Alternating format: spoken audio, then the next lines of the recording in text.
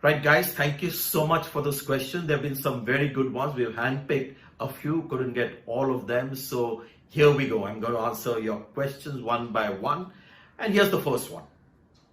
Now, this is a question from Sanjay about IPL being completed in a biosecure bubble.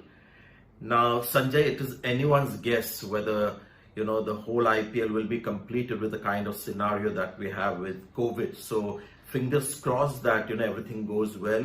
These are exceptional circumstances.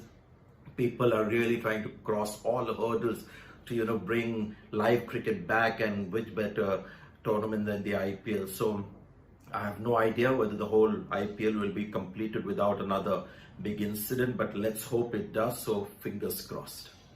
So Noor Jahan wants to know, how was it doing commentary in the studio on real cricket as opposed to live cricket?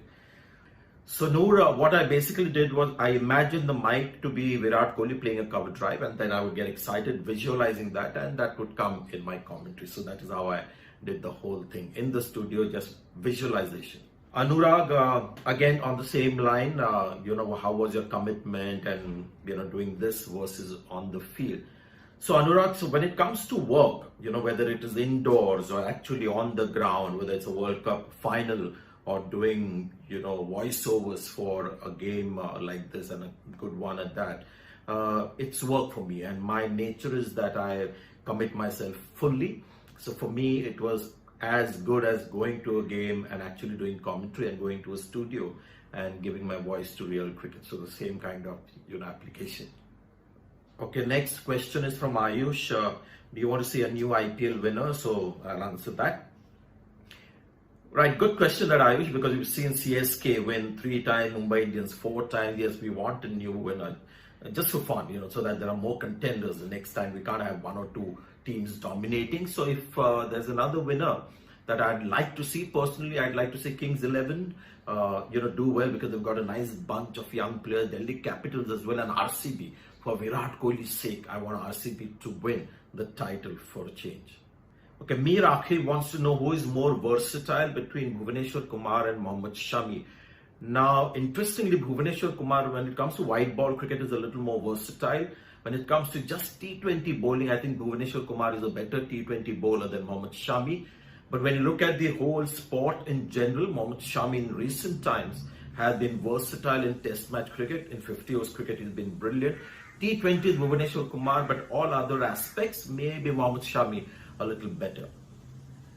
Okay, this is a question about, were they good commentators then, or are they good commentators now?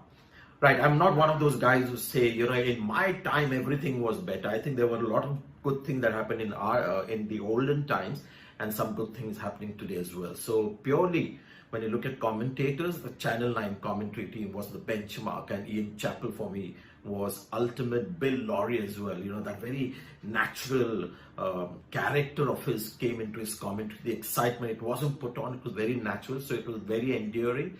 And of the lot today, I think Nasir Hussain is one of the best commentators that we have. We've got Sean Pollock, we've got Pommy Mbangwa, we've got Simon Dool, Harsha from India, and me too. Not a bad commentator, I just slipped that in. So yeah, this is a question from Kishore. He wants to know in which language I've done commentary on real cricket. Well, it's both Hindi and English.